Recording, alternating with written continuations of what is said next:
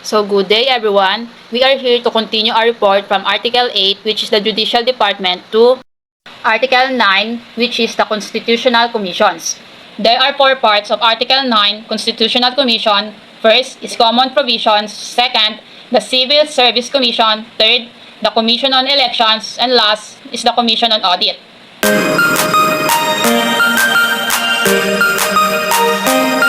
Section 1. Ang mga komisyong konstitusyonal na dapat na malaya ay ang mga komisyon sa serbisyo, sibil, komisyon sa halalan at komisyon sa audit.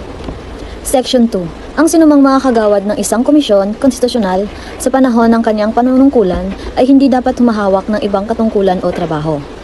Hindi rin siya dapat mag-practice ng mga anumang propesyon o aktibong mamamahala o mga siwa ng anumang negosyo na sa ano pa mang paraan ay maaaring makaugnay sa mga gawain ng kanyang katungkulan ni hindi dapat gawin o maging interesado sa pagnanalapi ng tuwiran o dituwiran sa anumang kontrata o sa anumang prangkisa o pribilehiyong kaloob ng pamahalaan o anumang bahagi, sangay o instrumentalidad niyon. Kasama ang mga korporasyon, ari o kontrolado ng pamamahalaan o ang mga sangay nito. Section number 3. Ang sahod ng tagapangulo at mga komisyonado ay dapat itakda ng batas at hindi dapat bawasan sa panahon ng kanilang panunungkulan. Section number 4. Dapat humirang ang mga komisyong konstitusyonal ng kanilang mga pinuno at kawani ayon sa batas. Section number 5. Dapat magtamasa ng pasasarili sa pananalapi ang mga komisyon. Dapat na kusa at regular na ipalabas ang kanilang pinatibay na taunang laang gugulin. Section 6. Ang bawat komisyon and bank ay maaaring maglagda ng sarili nitong mga tuntunin tungkol sa mga pleading at practice dito o sa lain mang tanggapan nito. Gayunman, ang mga tuntuning iyon ay hindi dapat magbawas, magdagdag o magbago ng mga karapatang makabuluhan. Section 7. Dapat pagpasyahan ng mga komisyon sa pamamagitan ng mayoryang boto ng lahat ng mga kagawad nito anumang kaso o bagay na iniharap sa mga pagpapasya o paglutas nito sa loob ng 60 araw mula sa petsa ng pagkakaharap niyon. Ang isang kaso o bagay ay ituturing na iniharap sa pagpapasya o paglutas sa sandaling iharap ang panghuling pleading brief o memorandum na itinatakda ng mga tuntunin ng komisyon o ng komisyon na rin. Matanggi kung naiiba at itinatadhana ng konstitusyon ito o batas, anumang pasya, utos o hatol ng bawat komisyon ay maaring idulog sa bisa ng certiorari sa kataas-taasang hukuman ng paghahabol ng panig sa loob ng 30 araw pagkatanggap ng sipiniyon. At ang panghuling section ay Section 8. Ang bawat komisyon ay dapat tumupad ng iba pang mga gawain na maaaring itinadhana ng batas.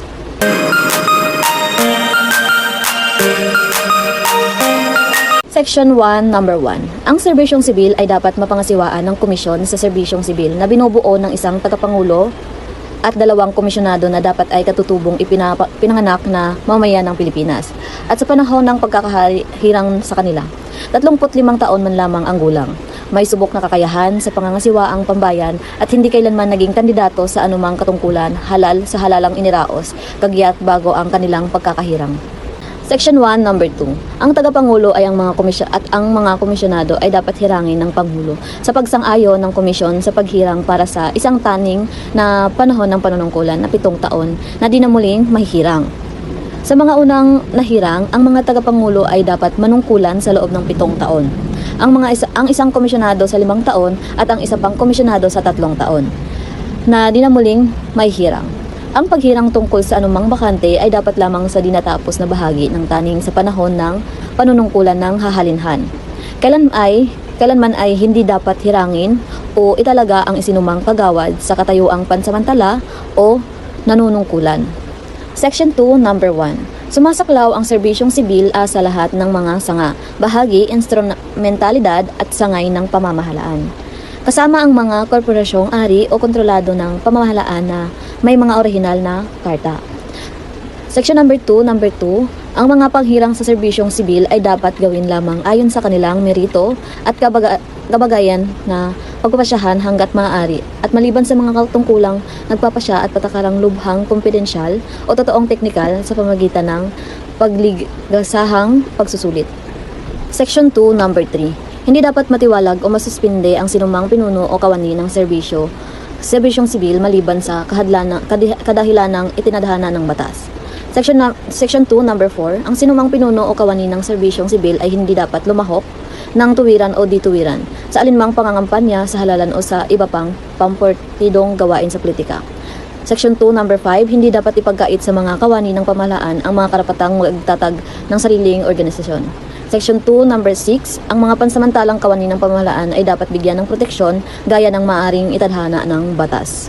Section 3, bilang punong sangay pantauhan ng pamahalaan, ang Komisyon ng Serbisyong Sibil ay dapat magpairal ng isang career service at magpatibay ng mga panukalang magpapasulong ng kasiglahan, kahusayan, karangalan, kahandaan, pag-unlad at paggalang sa serbisyong sibil.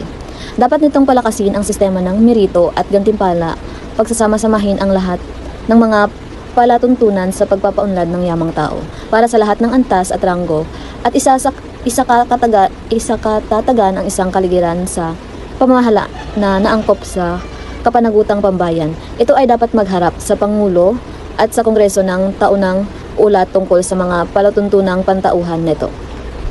Section 4. Ang lahat ng mga pinuno at mga kawaning pambayan ay dapat manumpa o magpatutuo na isasanggalang at ipagtatanggol ang konstitusyon ito. Section 5. Dapat magtadhana ang Kongreso ng mga pamantayan sa sweldo ukol sa mga pinuno at kawani ng pamahalaan.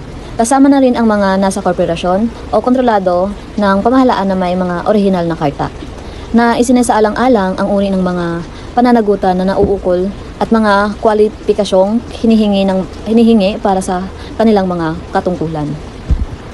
Section 6. Ang sinumang kandidato na natalo sa alinmang halalan ay hindi dapat hirangin sa loob ng isang taon makaraan ang halalang iyon sa alinmang katungkulan sa pamahalaan o sa alinmang mga korporasyong ari o kontrolado ng pamahalaan o sa mga sangay nito. Section 7. Hindi magiging karapat-dapat ang sinumang pinunong halal sa paghirang sa pagtatalaga sa alinmang katungkulan o posisyong pambayan sa panahon ng kanyang panunungkulan. Matangi kung kinakailangan ng batas o ng mga pangunahing gawain ng katungkulan, hindi dapat humawak ang sinumang halal na pinuno ng anumang iba pang katungkulan o trabaho sa pamahalaan o alinmang bahagi o kontrolado ng pamahalaan sa mga sangay nito. At ang panghuling section ay ang Section 8. Ang sinumang halal o hinirang na pinuno o kawaning pambayan ay hindi dapat tumanggap ng dagdag, doble o dituwirang sweldo maliban kung tiyaking ipahihintulot ng batas ni tumanggap ng anumang regalo, pabuya, katungkulan o anumang uri ng titulo mula sa alinmang banyagang pamahalaan ng walang pagsang-ayo ng Kongreso. Ang mga pensyon o gratuity ay hindi dapat ituring na dagdag, doble o dituwirang kompensasyon.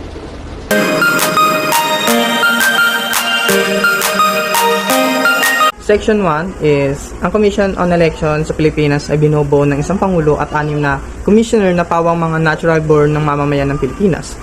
Hindi dapat bababa ito sa 35 taong gulang at higit sa lahat meron siyang degree sa kolehiyo at hindi mga kandidato para sa anumang nakaraang halalan.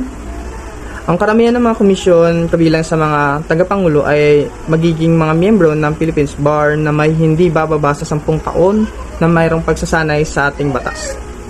Section 2. The President appointment the Chairman and Commissioner for a 7 years term without reappointment. The first 3 members serve for 7 years, 2 for 5 years, and the last is 3 for 3 years. Appointment to vacancy for the unexpired term, and no member can be appointed in a temporary or acting capacity. For our Section 3, the Commission on Election can in 2 division implementing rules to expedite the handling of election cases, including the proclamation. All cases will be heard and decided in division with motion of reconsideration decided by the Commission on. Section 4. Sa bawat botante, there is having a right of campaign they self using their platform or anything technology that can use to recognize them. And for the Section 5 is no pardon, amnesty, parole, or suspension of sentence for violation of elections law. Rules and regulations should be guaranteed by the President without the favorable recommendation of the Commission. Section 6 is all people are allowed or dumalo every event ng mga botante. Ito na rin yung way para ma-celebrate nila ang kanilang binoto, and especially the candidate are allowed to provide the event or party on her during an election. For Section 7, no vote for the same party list except for the ibang organization or coalition, bawal maging bias sa isang candidates na bawat kaparty list is iboboto ang isa't isa. Section 8, sinasabi dito lahat ng organization and coalition dapat iisa lang ang merong party list. And kailangan bumuo ng party list na maaaring mag-organization tulad na lang ng board membery, watchers, and registration board. Also for our section 9 is the election period start in 90 days before the election and ends for 30 days after. Section 10 is bona fide in Tagalog is katapatan sa bawat candidate maging tapat sa kanilang posisyon tinatakbuhan tulad na lang ng harassment and discrimination. The last is section 11. Yung funds ay nanggagaling sa commission, which is ito yung ginagamit para sa expenses para sa election.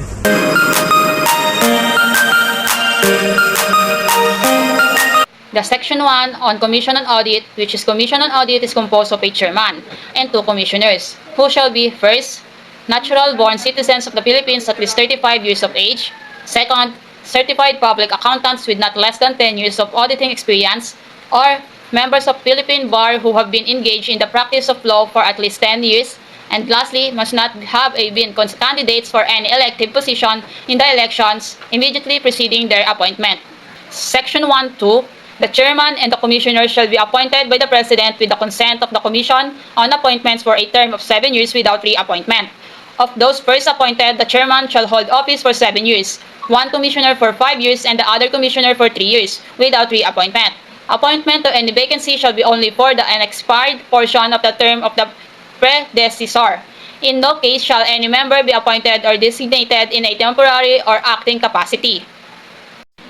Section 2(1). The Commission on Audit shall have the power, authority, and duty to examine, audit, and settle all accounts pertaining to the revenue and receipts of, and expenditures or uses of funds and property owned or held in trust by, or pertaining to the government or any of its subdivisions, agencies, or instrumentalities, including government-owned or controlled corporations with original charters and on a post-audit basis.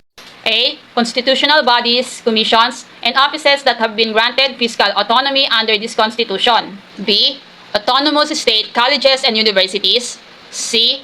Other government-owned or controlled corporations and their subsidiaries. And D. Such non-governmental entities receiving subsidy or equity directly or indirectly from or through the government, which are required by law or the granting institution to submit to such audit as a condition of subsidy or equity. However, where the internal control system of the audited agencies is inadequate, the Commission may adopt such measures, including temporary or special pre-audit, as are necessary and appropriate to correct the deficiencies. It shall keep the general accounts of the government and for such period as may be provided by law, preserve the vouchers and the other supporting papers pertaining thereto. Section 2(2). The Commission shall have exclusive authority, subject to the limitations in this article, to define the scope of its audit and examination, establish the techniques and methods required therefor, and promulgate accounting and auditing rules and regulations, including those for the prevention and disallowance or irregular, unnecessary, excessive, extravagant, or unconscionable expenditures or uses of government funds and properties. Section 3. No law shall be passed exempting any entity of the government or its subsidiaries in any guise whatever or any investment of public funds from the jurisdiction of the Commission on Audit. Lastly, the Section 4, the Commission shall submit to the President and the Congress within the time fixed by law an annual report covering the financial condition and operation of the government, its subdivisions, agencies, and instrumentalities, including government-owned or controlled corporations and non-governmental entities subject to its audit, and recommended measures necessary to improve their effectiveness and efficiency. It shall submit such other report as may be required by law. And that's the end of our report. This is a reference in our report. Thank you for listening.